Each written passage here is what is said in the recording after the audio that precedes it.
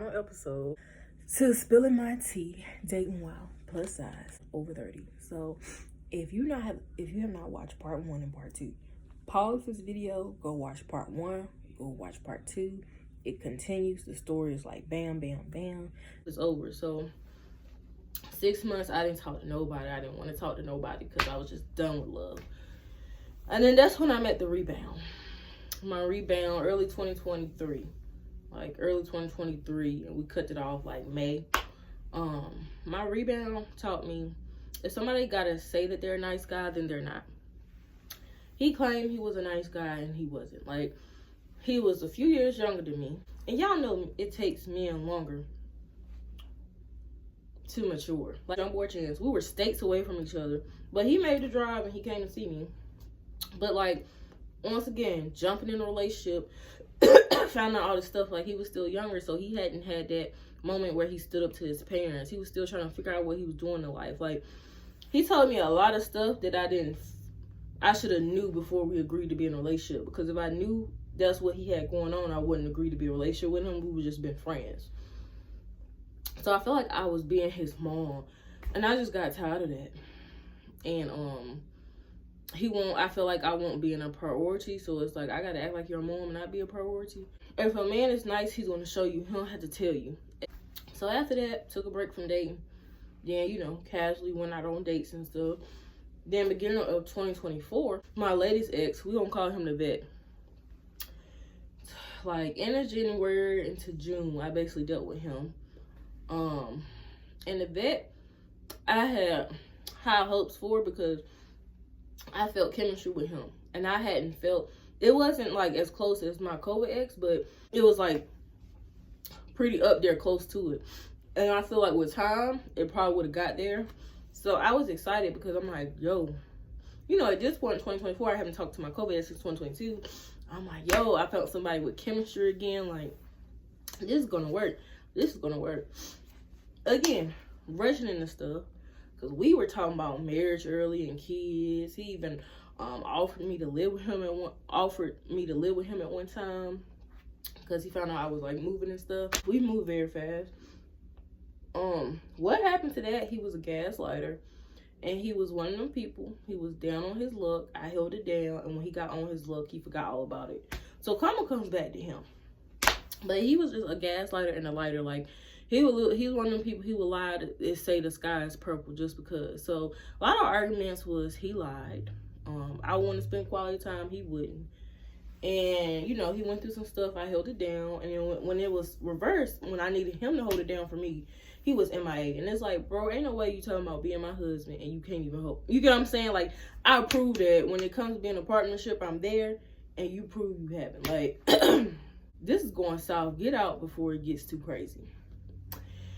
And now we're here, y'all. Since June 2024, I have not dated or anything like that. I almost went on one date, but y'all know how men are. They'll beg you to go out, and then when it's time to go out, go out MIA. And you got one time to do that to me, and you're blocked. I'm 30 years old. I can say that now. I don't got time to play with you. So that's some of my dating advice, y'all. And we gotta also put in there, I'm a plus size woman, so that's a different dating experience too. Like, yeah, I'm cute, but some men are ashamed to be with plus size women and all that stuff. So that goes back to my middle school and high school stuff. So what dating in the 30s, I hope, brings me is clarity. Like, I want marriage, I want kids, but I want healthy. Like, I don't want to be one of them people with a man just because I've been with him for years, or just say I have a man. Like, I want love to be patient, kind, gentle with me. So dating in my 30s, and if you're 30 plus, leave some advice below. But my few days in, I would just say notice the red signs. Like, your intuition will talk to us. I feel like a lot of us can look back on previous relationships and be like, I should not have been with that person as long as I was. So listen to your intuition. And like I said on the COVID video, focus on yourself. I'm single right now, so I can do whatever, go wherever. Like right now, I'm trying to, if you watch my channel, I was a gym babe. I'm trying to get back into working out, all that good stuff. Like, that's where my focus needs to be on, like my health. Like my 30s, I want to lose some weight, honey. I want to learn how to eat right before I start having kids or adopting kids. And I want to make sure that part is good in my life before I introduce kids into it, So Definitely still believe in love, even though after all the mess I went through. It would be my 2 sound advice for the 30s. Like, I notice when it comes to dating, my patience is out the window. Like, I don't have time for it. So catch the red flags early. Focus on yourself until then, and don't date while you're lonely. As a person, I go through loneliness periods, and when I go through them periods, even though that's the most I want to date, I know mentally I shouldn't, because that's when you're going to invite any and everything to your sector. So y'all have made it to the end of the video, end of the saga. As y'all see, I sound much better. It's like a week later. This is a 3-part saga, so this has taken a while to edit, like to figure out what part to do and stuff like that. The plus size section more, because I feel like I didn't get into that. So I think with my dating, I am in the South. So when I was younger, I definitely dealt with, like, you know, middle school, high school guys that were embarrassed to be with me because I was bigger, but be in my DMs. Like, I literally have guys to this day, like, from high school trying to slide in DM. It's like, it's a little too late, sweetheart. So I know the dynamics are different. Like in the South, men typically express their love for curvier women. Like, everything is bigger in the South. So maybe that helped with my dating life. And I'm a baddie. As a plus size woman, I had to watch out for men that fetishize me, because that's huge. You have men that fetishize skinny women, curvy women, big women. Like, if it's off the bat, it's just, yeah, I like them big, I like them this, I like them that. You gotta watch out for those, because like, sir, are you interested in me, or this is just a fetish? Also, as a light-skinned woman, I have to watch out for colorists. I don't play that over here.